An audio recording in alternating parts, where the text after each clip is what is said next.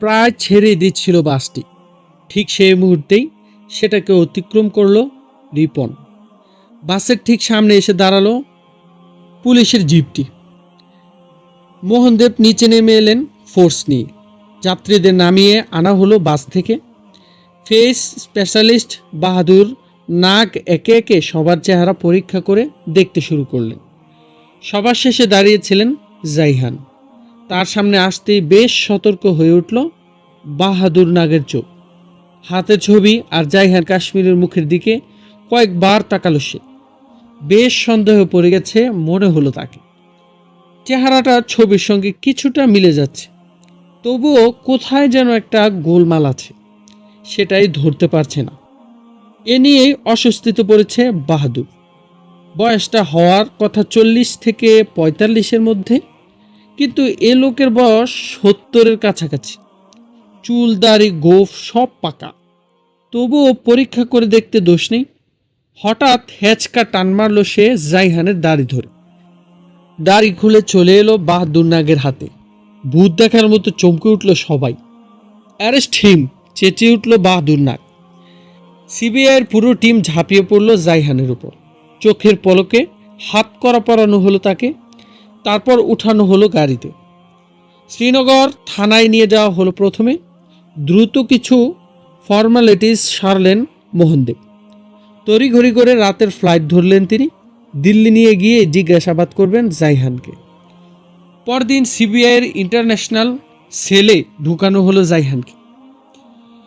International সেলটি 20x20 ফিটের জানালাবিহীন বিশাল একটি room. একটি মাত্র দরজা, সলিড লোহার। রুমটির দেয়াল জুড়ে দৈত্য দানবের ভয়ঙ্কর সব ছবি। পূর্ব দিকের দেয়ালে বিশাল একটি বিশেষ ধরনের আয়না। রুমের ভেতরে থাকা আসামিদের কাছে এটি শুধু একটি আয়না মাত্র, কিন্তু আয়নার অপর পাশে থাকা ছোট্ট একটি কক্ষে যারা বসে থাকে তাদের কাছে এটি স্বচ্ছ কাঁচ ছাড়া আর কিছুই না। ইন্টারন্যাশনাল সেলের ভেতরে কি ঘটছে না ঘটছে তাই দেখতে বসে আছেন তারা। ইন্টারন্যাশনাল সেলের ভেতর আসামিদের সন্দেহজনক আচরণ দেখে তাদেরকে নিশ্চিত করার চেষ্টা করেন সিবিআইয়ের এক্সপার্টরা। সাধারণত জেরা করার সময় তারা এখানে বসে সন্দেহভাজন আসামিকে গভীরভাবে পর্যবেক্ষণ করতে থাকে। ইন্টারন্যাশনাল সেলের ভেতর 4-5টি চেয়ার আর একটি কাঠের টেবিল রয়েছে। টেবিলের উপর রয়েছে পাওয়ারফুল একটি এলইডি বাল্ব। এছাড়াও টেবিলের সামনে রয়েছে একটি পলিগ্রাফ চেয়ার। সন্দেহভাজন আসামিদের এই চেয়ারটিতেই বসানো হয়। এই চেয়ারের সঙ্গে রয়েছে অনেকগুলো কেবল আর সেন্সর। সন্দেহভাজন আসামি সত্য বলছে না মিথ্যা বলছে সেটা বোঝার জন্য কেবল আর সেন্সরগুলো তার শরীরের বিভিন্ন নার্ভ পয়েন্টে লাগিয়ে দেওয়া হয়। এরপর পলিগ্রাফ মেশিনের রিপোর্টই বলে দেয় আসামি সত্য বলছে না মিথ্যা বলছে। মোহনদেব বসেছেন জাইহান কাশ্মীরের ঠিক মুখোমুখি। অরুণ কুমার বসেছে তার পেছনে আরেকটা চেয়ারে। মিস্টার জাইহান, মোহনদেব বলতে শুরু করলেন জাইহানকে উদ্দেশ্য করে, আপনি একজন ডক্টর এবং লন্ডনে আপনার একটি হসপিটাল রয়েছে, রাইট? জি, আমার একটি হসপিটাল রয়েছে। আমি জানি আপনি কয়েকদিন জেলখানায় ছিলেন। মুখটা আরো কঠিন করে বললেন মোহনদেব। জি ছিলাম, কিন্তু মুক্তি পেয়ে ইন্ডিয়ায় চলে এসেছেন। বেশ ভালো, নিজের দেশ বলে কথা, আসতেই পারেন।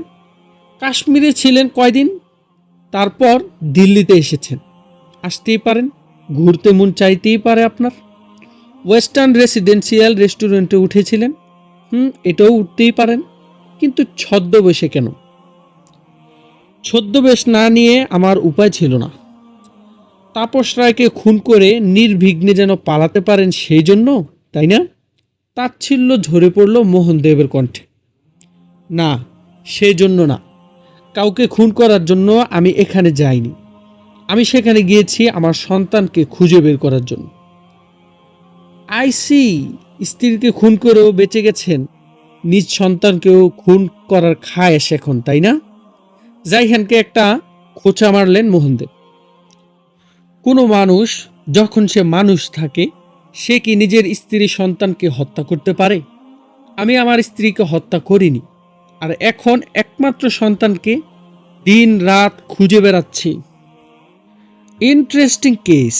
আপনার স্ত্রীকে আপনি খুন করেননি, তাহলে খুনটা করলো কে? যাক, সেটা জেনে আমার কাজ নেই, কিন্তু তাপসকে কেন খুন করেছেন? তাপসকে আমি খুন করিনি, আত্মবিশ্বাসের সঙ্গে উত্তর দিল জাইহান।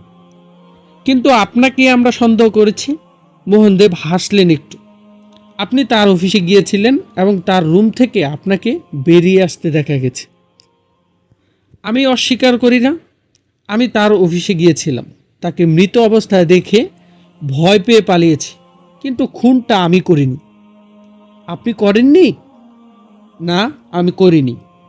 এক্ষুনি কিন্তু আপনার ফিঙ্গারপ্রিন্ট টেস্ট করা হবে। তাপসের অফিস থেকে যে ফিঙ্গারপ্রিন্ট পেয়েছি তার সঙ্গে যদি আপনার ফিঙ্গারপ্রিন্ট মিলে যায়। ভয় দেখালেন মোহনদেব। টেস্ট করুন, আমি ভয় পাই না। ওকে অরুণ, তুমি যাও, ফিঙ্গারপ্রিন্ট অ্যানালাইসিস্টকে ডাকো। অরুণ কুমার বেরিয়ে গেল রুম থেকে। একটু পর হ্যাংলা পাতলা 30 ঊর্ধ্ব এক যুবককে নিয়ে এলো সে। মোহনদেব তাকে বললেন, জিতেন্দ্র, আমরা কয়টি ফিঙ্গারপ্রিন্ট পেয়েছিলাম তাপসের অফিস থেকে? একটি স্যার। সেটার ম্যাচিং বের করেছ? না স্যার, কাচুমাচু করতে করতে বলল জিতেন্দ্র। অনেক কাজ জমে আছে হাতে, সময় হয়ে ওঠেনি স্যার। ওকে, এই লোকের ফিঙ্গারপ্রিন্ট নাও, দেখো ওটার সঙ্গে ম্যাচ হয় কিনা। Okay sir. এভিডেন্স প্যাডের সাহায্যে জাইহানের উভয় হাতের ছাপ নিল জিতেন্দ্র। মোহনদেবকে উদ্দেশ্য করে বলল, স্যার, একদিন লেগে যেতে পারে রিপোর্ট তৈরি করতে। লাগুক, রিপোর্টটা চাই আমি। যদি মিলে যায় তাহলে তো ভালোই, আর যদি না মিলে তাহলে দ্রুত ম্যাচিং বের করতে হবে। আমি দেখতে চাই কে সেই খুনি, চিবিয়ে চিবিয়ে বললেন মোহনদেব।